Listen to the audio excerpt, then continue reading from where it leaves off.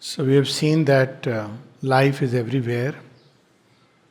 It takes different forms, appearances, and it owes its origin in the divine, just like every element owes its origin. And its origin is in the force, conscious force of the divine that has built the worlds. In supermind, it takes the form of knowledge will. So, knowledge, we can say, mind comes out of that. In the supermind, they are together.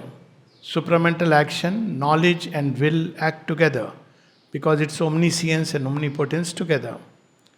But in the human creature, it begins to, there is a disparity between the two. So the knowledge element takes the form of mind, or the working of the mind it derives itself from that, and the life element derives itself from the will with a capital W. It's a very interesting thing because uh, normally we think that it is the mind which leads us, and it is true that at one level, mana prana sharir neta, mind leads. But does it lead or does it throw a light? Which way we have to go? If you see carefully, mind is like a torch. I mean, provided we use it like a torch. Often it's torch is there but no battery, torch is there but no bulb. That's a different thing. But let's say it's actually lit up. So it is like a torch which shows us where we have to go.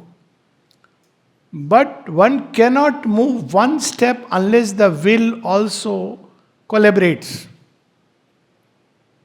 Life goes where the will, even sometimes in contradiction to what the mind is telling us. So it is will that is secret in us. This is a strange thing that there is, through the educational system, I'm not speaking of here, I'm speaking of what happens everywhere. All emphasis is on the training of the mind. But nothing, not practically nothing, actually nothing on training of the will.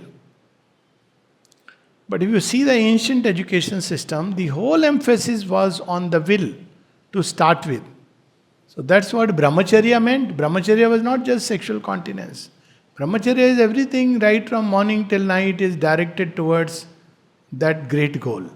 Now, of course, it has to start very early and it's very difficult.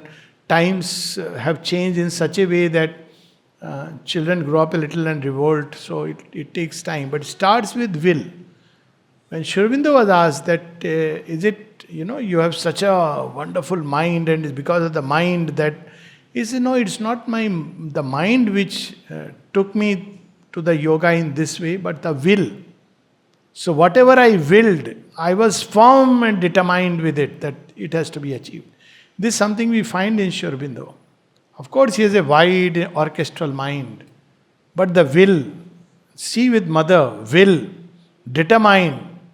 So it is the will which directs the fivefold panch pran, movement of life itself. So that's why strengthening the will and eventually turning it and joining it to the divine will. Divine will, if it unites, it means practical omnipotence and practical omniscience. That's what supramental life will be. Not omnipotence as we understand that I'll do magic, whatever I feel like, I desire, I'll just get it. No, we won't need it because all the time, whatever we need in supramental life, more than that, life will give us. Because that's how the supramental creation operates. Right now, life has to struggle through desired self. But then in supramental life, the operation will be very different. So this is what we have read, and just to summarize it,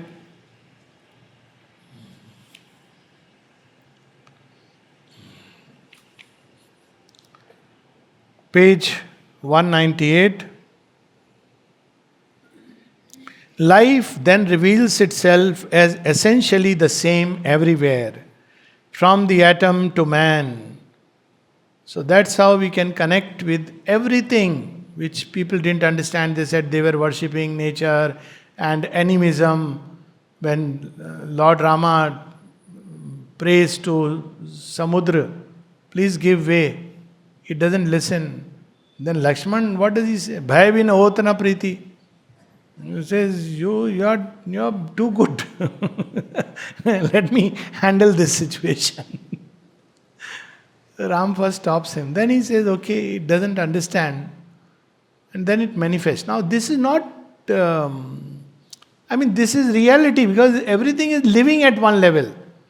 The mountain is living, and people who are like travelers to mountain, they understand it.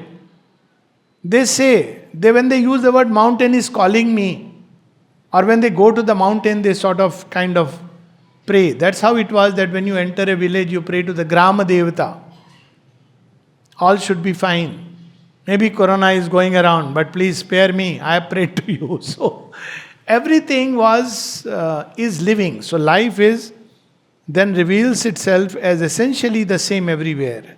Essentially means as an energy which pushes things, dynamic impulsion from atom to man. The atom containing the subconscious stuff and movement of being which are released into consciousness in the animal, with plant life as a midway stage in the evolution.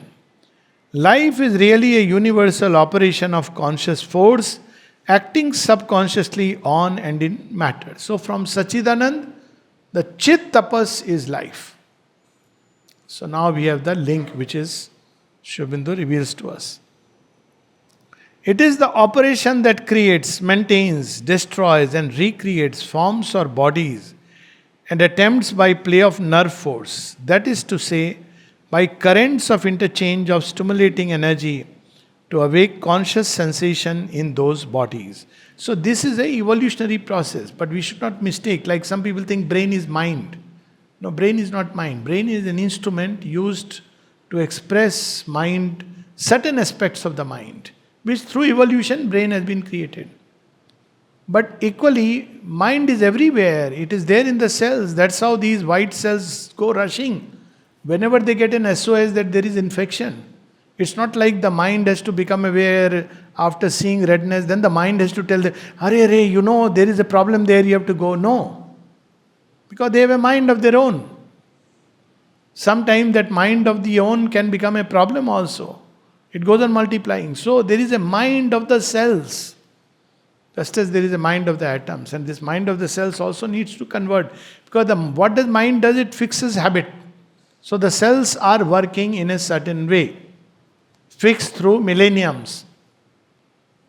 And if you tell the cells that, look here, you know what? We are into new creation.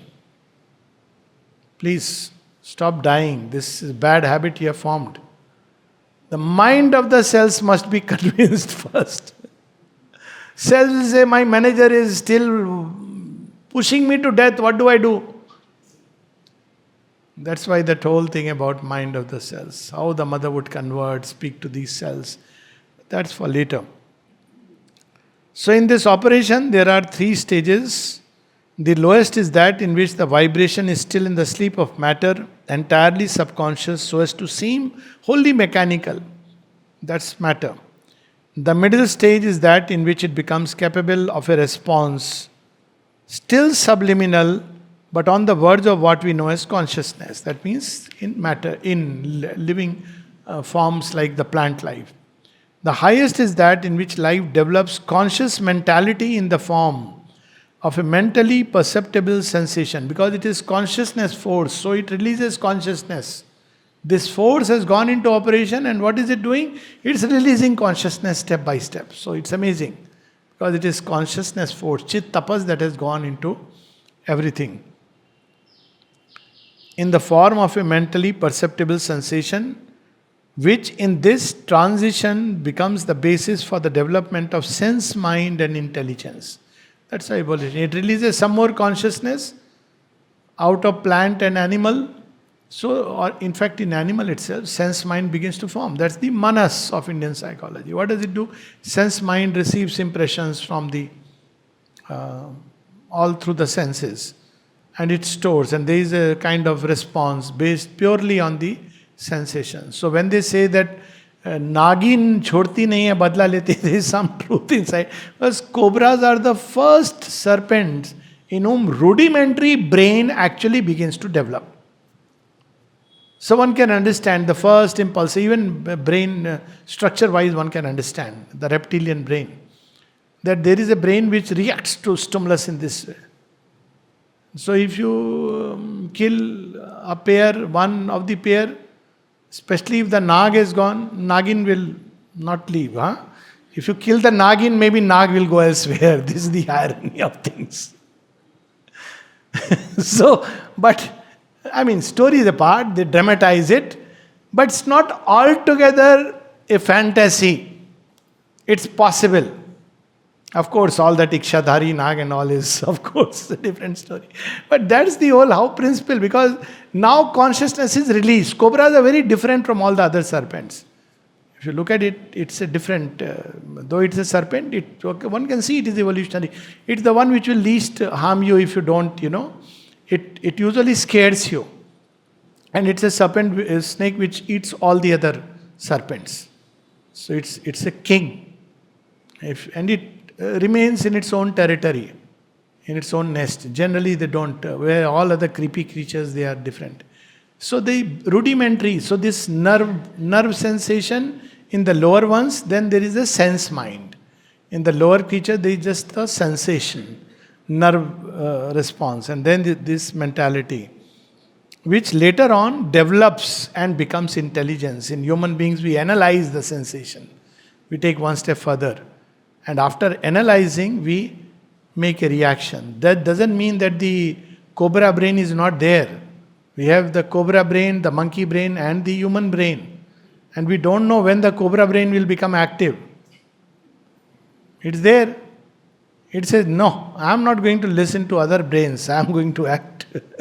Nagin ka badla. So that's how all these three layers, how intelligence develops. It is in the middle stage that we catch the idea of life as distinguished from matter and mind, but in reality it is the same in all stages and always a middle term between mind and matter.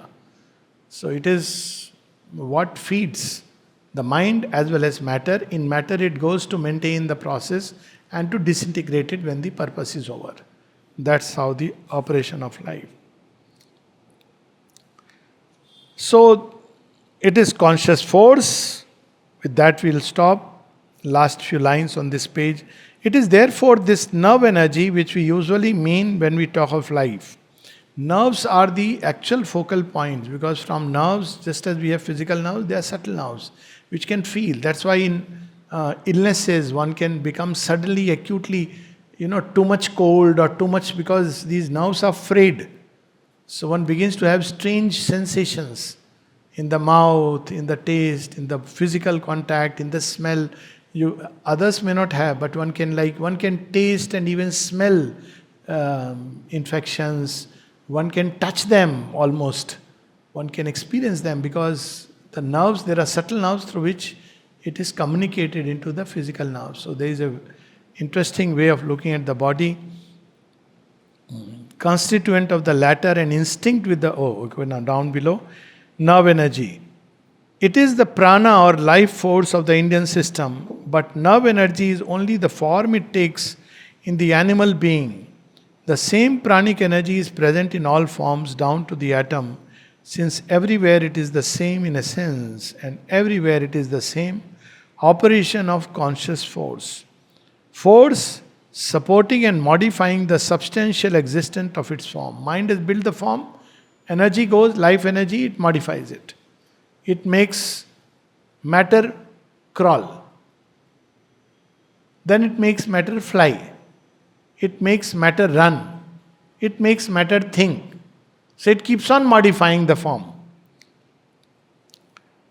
Force with sense and mind secretly active, but at first involved in the form and preparing to emerge, then finally emerging from their involution. This is the whole significance of the omnipresent life that has manifested and inhabits the material universe. So life is present everywhere, potentially. Death is only a process of life. Still, we need to understand what death is.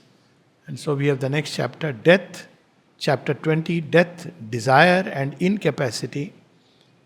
And very beautifully, Sri Aurobindo starts with this phrase from Brihadaranyaka.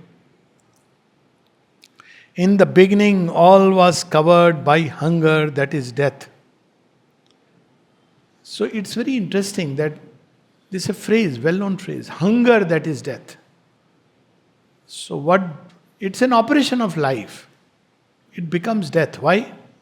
Because now life, in a limited form, by its nature it knows, it's just like mind, though limited, seeks to know. So it tries to gather all kinds of information, all kinds of ways, unless it breaks through the lid by process of yoga, and then knowledge is accessible in a different mode.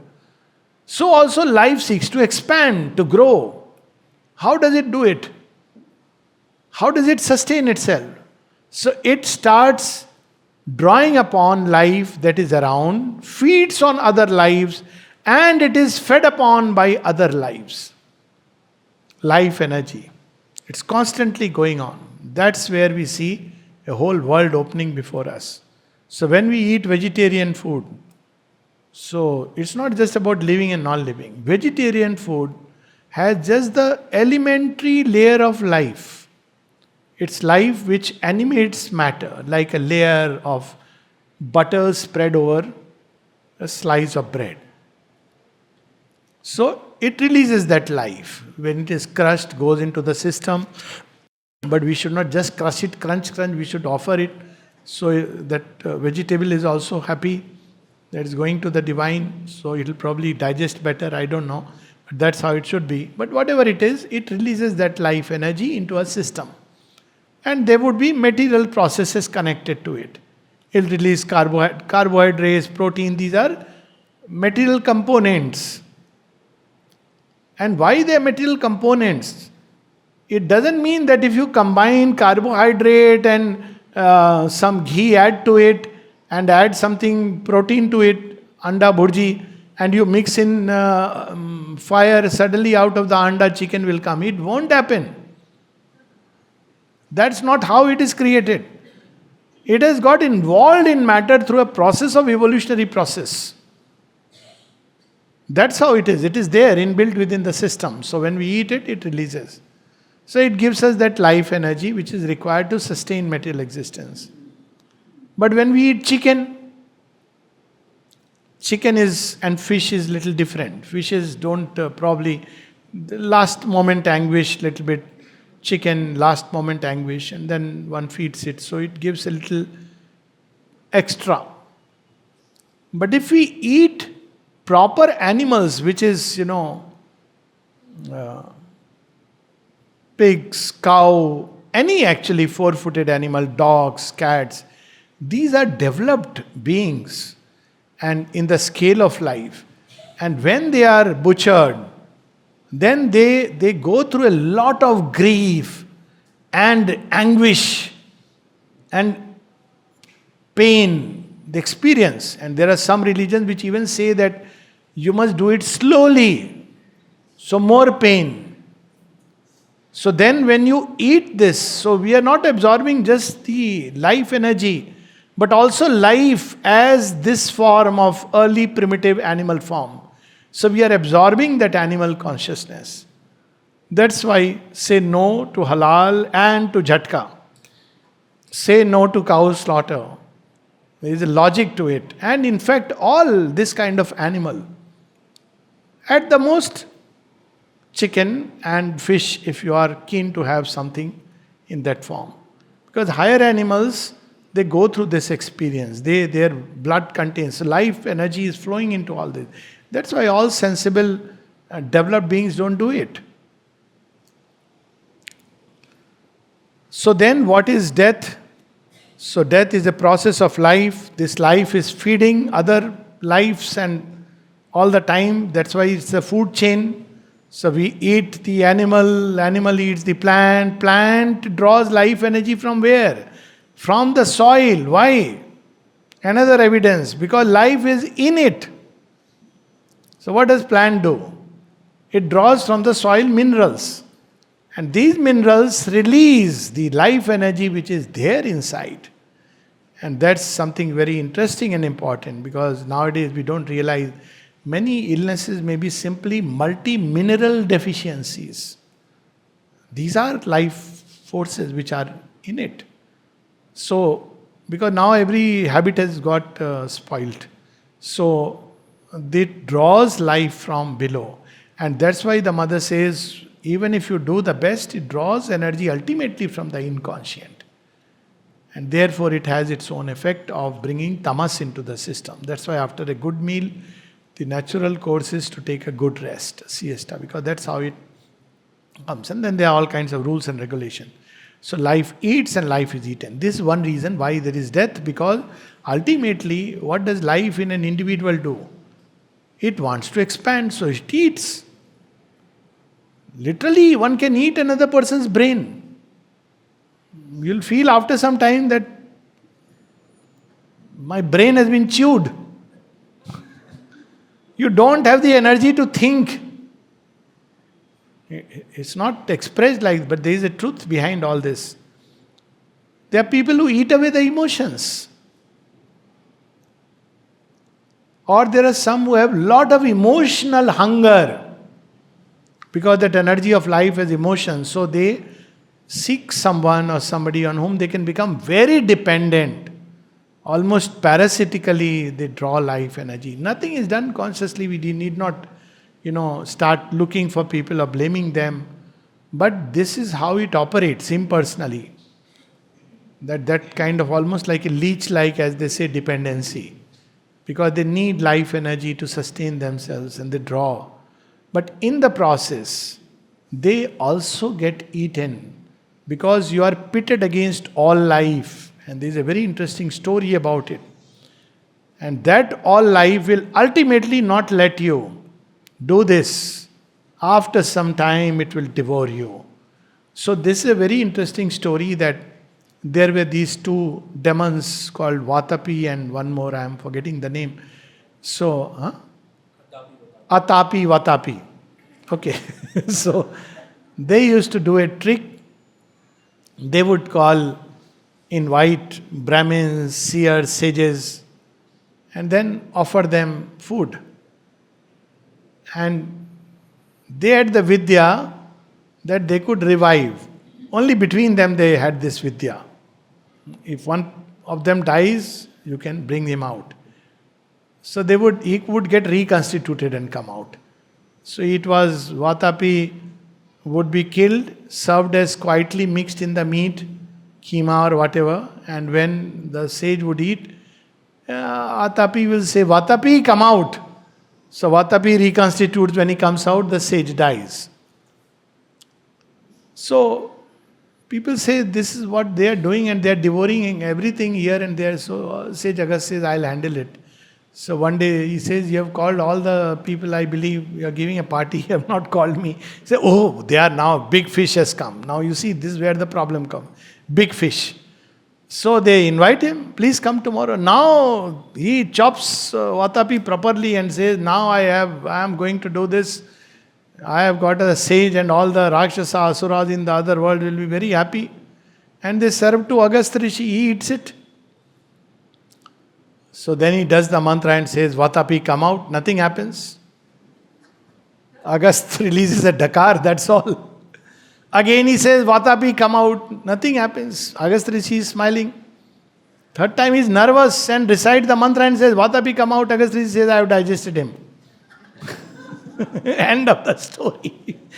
So you see, this life, Rakshasas, they say, no, they eat. So they devour. They are full of this hunger all the time. It takes different form, this hunger, in human beings. But ultimately, you cannot keep on expanding like that. You will collapse in that process. That's why when mother was asked, why does the divine give to Asura everything that is? He says, because that is the fastest way for him to collapse. And that is why, because this hunger that is death springs from the abyss. The inconscient life there struggles, strives, it wants. So this hunger and all hunger ultimately cannot be satisfied except for the divine, who alone is infinite. So this is a hunger for the infinite. And because it's a hunger for the infinite, we have to die and be reborn. So all these reasons for death, Sri Aurobindo reveals to us on page 201.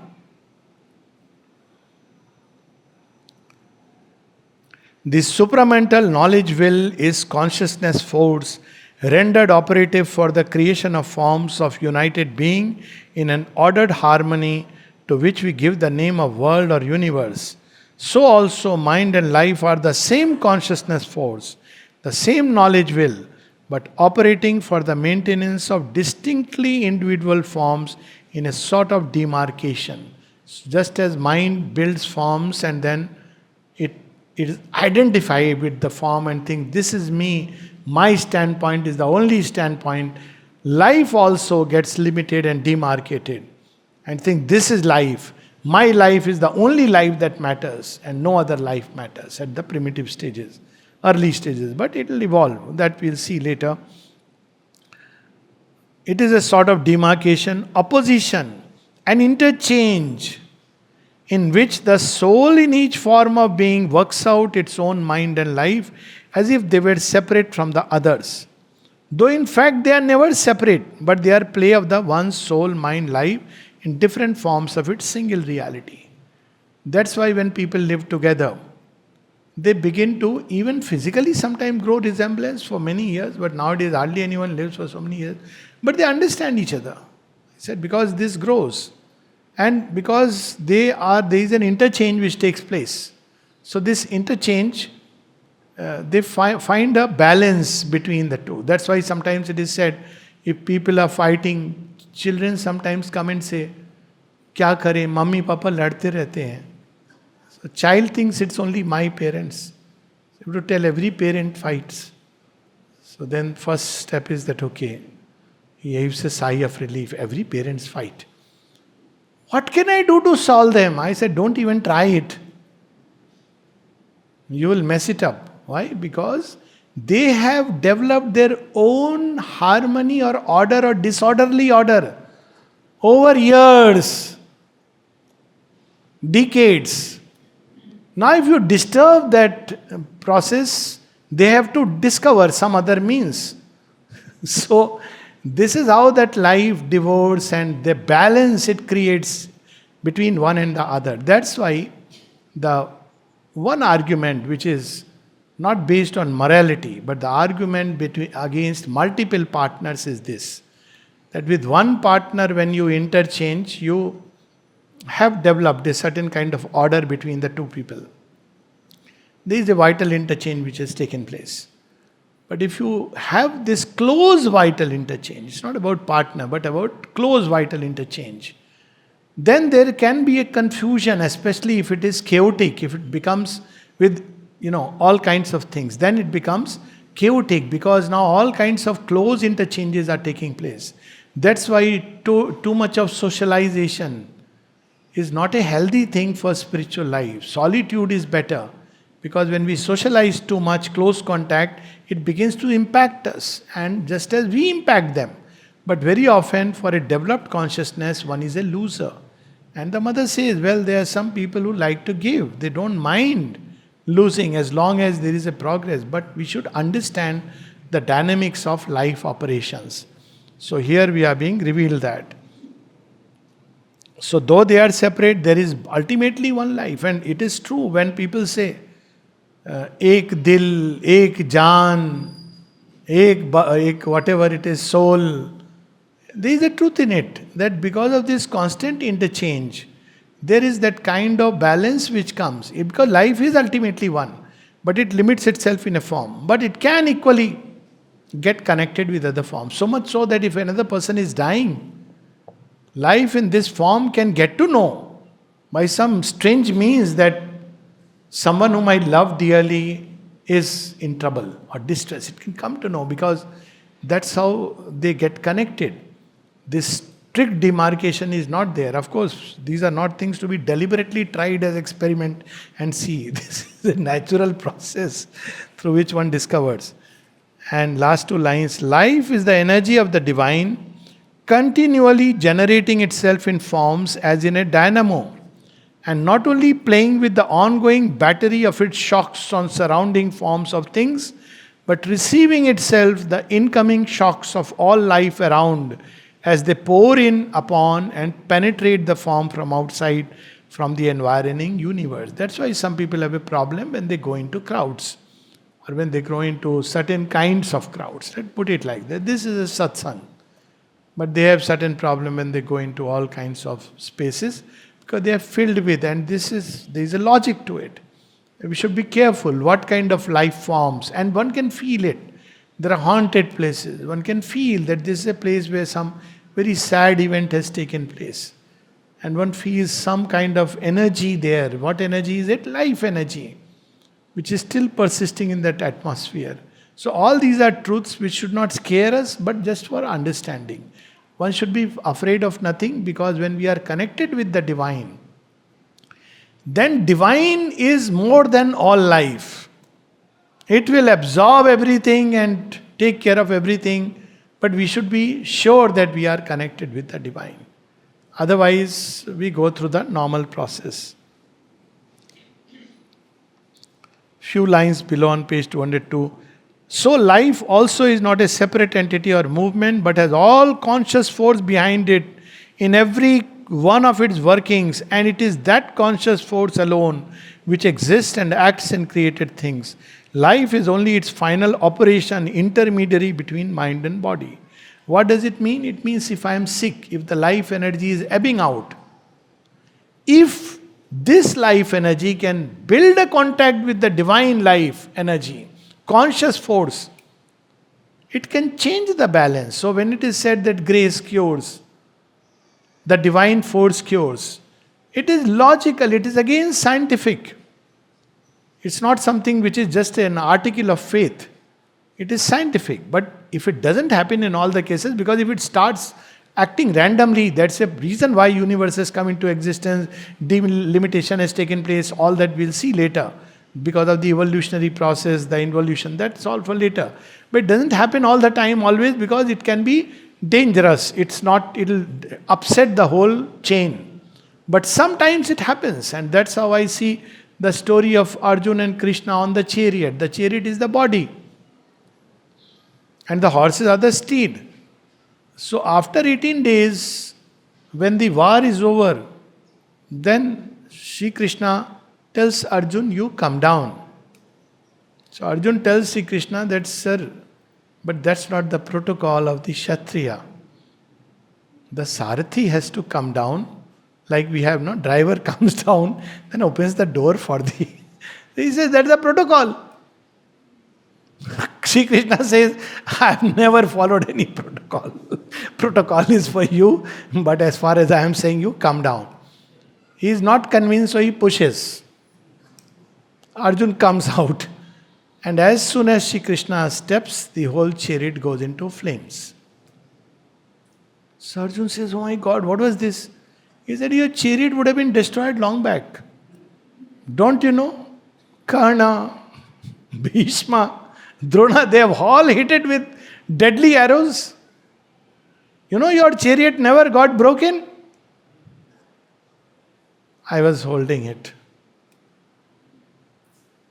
So that's how a body which is given to the divine and divine service. Mother would often ask when somebody would lose mind or have a problem, how would she, is the person going for work? Yes, mother. Okay, leave it. Because you are connecting with her. And if one is open to her, then that divine energy, divine force, mother's force, let's put it more personal, it will continue to act. And then yes, a time may come when one has to go. That's a different story. That we will see. That when does one go and why does one go?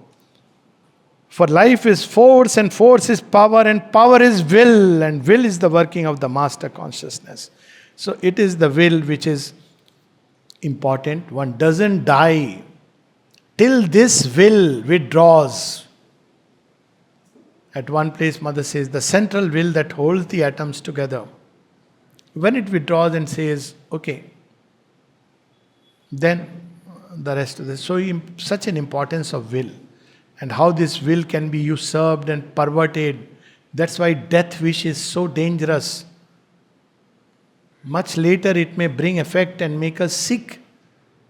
And then you say that, why is God doing this to me? So sometimes I do ask, did you ever wish strongly that better I die? One can observe one's own life. हाँ, बहुत आया था. ठीक है, then you are going through, go through, pray to her and go through it. All this will, of course, till the central will withdraws, the body will not disintegrate. So it is this will which holds the energy together, directs it along the path. Mind only flows with it. So you see now the whole equation is reversed. Mind makes the form and goes into it. It calls the life energy, goes into it. But this life energy, the will contained in it, it begins to drive the form, and mind has to flow. That's how things happen. So, page 204. For that would mean to be master of the all force. So, the life energy tries to become master, individual life energy. We'll read from the previous page. But though life is power, last two lines, and the growth of individual life means the growth of the individual power, still the mere fact of its being a divided, individualized life and force prevents it from really becoming master of its world, because it's limited. It's like a limited mind cannot know the supermind. It has to find ways and means of joining with it. For that would mean to be master of the all force.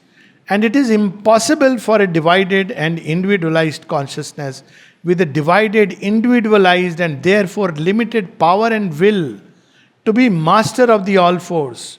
Only the all will can be that, and the individual only, if at all, by becoming again one with the all will, and therefore with the all force. Now we see the Ishopanishad. Tena taktena bhunjita magrida kasya sviddhanam. Or Vayurenal amritam achedam bhasmantam sariram om kratosmar kratam smar kratosmar kratam smar. Why? To surrender to the divine will is the most logical, common sense, rational, any right thinking person would do. Because that means you are supported by that all will. But we want things our way. That's the problem. So we'll have a little bit on desire, but that's for tomorrow. We want it our way. But if we could say, Mother, your way. We deal my way or highway. No. Your way. Then see what happens. As Shubindu is pointing out here, when it is possible, and the individual only, if one really wants to live in this world, what is that? To walk through life armored against all fear and peril and disaster. Only two things are needed, two that go always together. From your side, an inner state made up of faith, sincerity, and surrender, and from the other side, the divine grace. So, this only way that one can navigate through this world, the most practical means and the common sense way, practical, immensely practical, is to keep on what we have to do it, because not tamas, whatever we think in our limited consciousness best, but immediately join the all will. Mother, this is yours. Result is yours. Let thy will be done. It's the best way to navigate through life. Because then the all will, his knowledge overrules our nescience. People spend a lot of time in trying to, what is mother's will inside me? Should I take up this job or that job? That's a long journey. It's possible, but that requires freedom from all preferences, all desires, everything. To be absolutely quiet. But this we can do. And then also it's the set of attitudes, as the mother says. But this is within us. that we take a decision based on what we think is our highest, which may be irrational highest, to step back, not to succumb to that rush, and then offer it to the divine will. Then she takes care, takes us through all that journey, through the whole Mahabharata, and takes us through life. So he says, if at all, by becoming again one with the all will, and therefore with the all force. Otherwise, the individual life in the individual form must be always subject to the three badges of its limitation: death, desire, and incapacity. Just a few lines on death. Death is imposed on the individual life both by the condition of its own existence and by its relation to the all force, which manifests itself in the universe. For the individual life is a particular play of energy specialized to constitute, maintain, energize, and finally to dissolve. The energy of life in the body has to support the attack of the energies external to it in the universe. It has to draw them in and feed upon them, and is itself being constantly devoured by them. All matter, according to the Upanishad, is food, and this is the formula, Annam Brahmeti, and this is the formula of the material world, that the eater eating is himself eaten. Every time we eat, vegetable or anything, it has come from the inconscient. That's what the mother says, when you depend on purely material food. So inconscient takes it tax. We don't realize it. Scientists don't understand why this happens.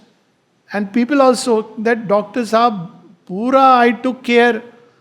Forget about vegetable oil or this oil, I didn't take oil only. Why my lipids are high?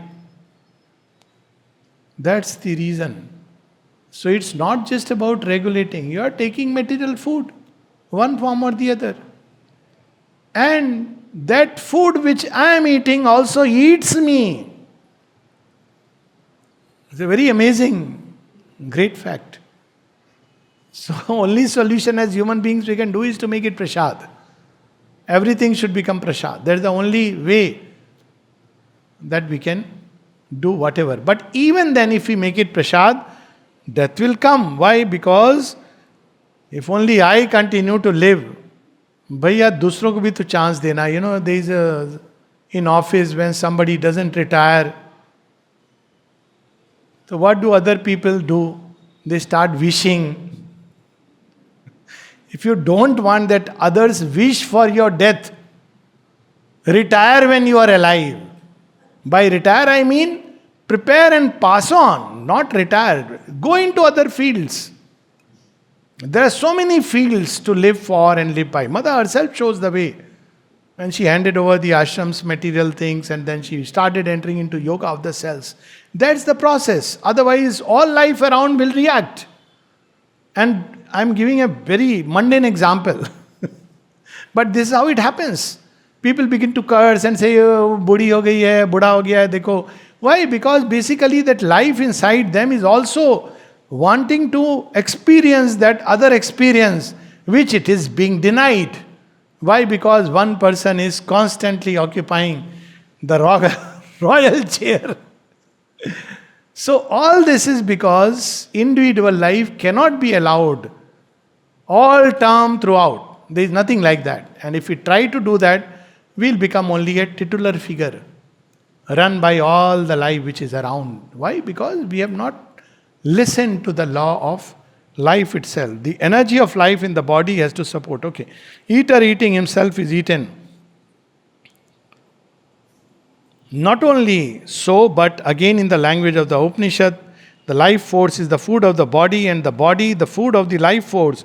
In other words, the life energy in us both supplies the material by which the form is built up and constantly maintained and renewed, and is at the same time constantly using up the substantial form of itself, which it thus creates and keeps in existence. So we take food and we get energy.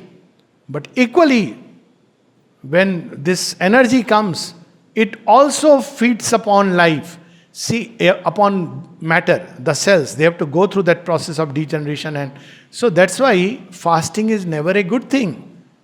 Because when we fast, what does the body do? It needs energy. So it feeds upon the body cells. You think, see, I can remain energetic. Of course, you are eating, you have become a non-veg. You are eating upon your body cells. Energy will be there, and after some time you will learn to practice 40 days fast. Because you have discovered a new balance. But moderation is what is required rather than doing these kind of extreme things. Well, life will feed. It knows how to feed upon the body cells. That's how body cells degenerate. So it releases energy, and this energy uses matter and then renews it. This is the process which goes on.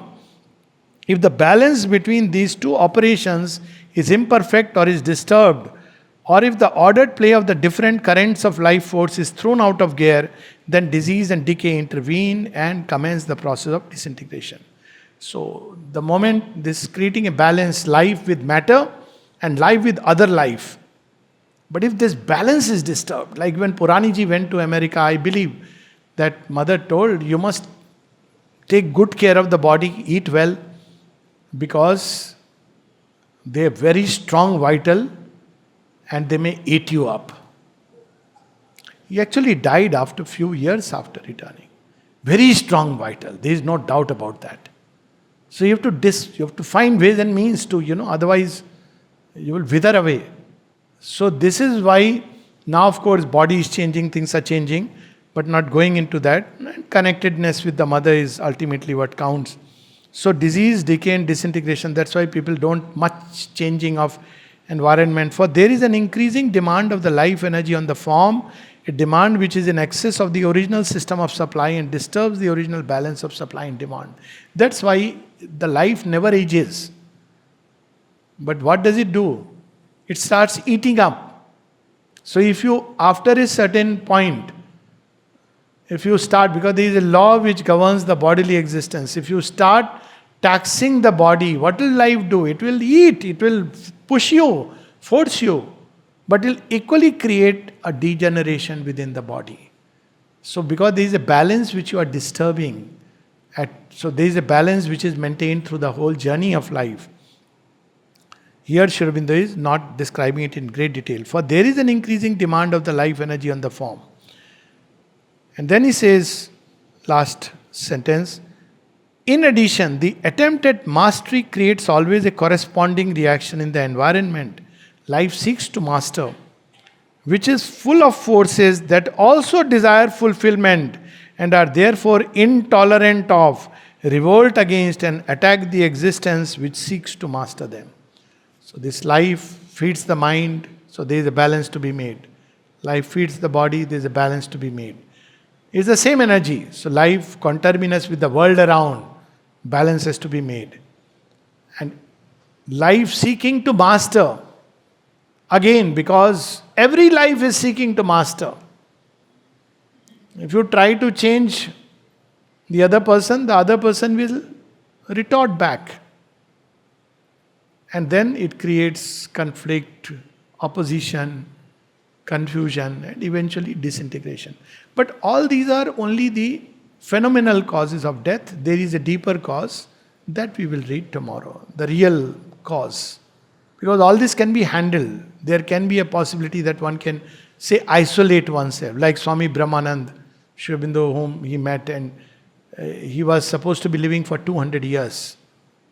Or people speak about Mahavatar Babaji. Now I don't know whether it's subtle physical or what, but it is possible. Most likely it is subtle physical. But Brahmanandji was in the physical body. It's possible because he had reduced all contacts with others. It seems he opened the eyes only when he saw Sri Aurobindo. Otherwise, for a long time, he used to keep his eyes closed. So you don't interact, you don't get angry, you don't throw others, you don't try. So others also, you don't get that. You are subsisting on limited amount of food. So there is a balance. Much of inconscient is not being taken away.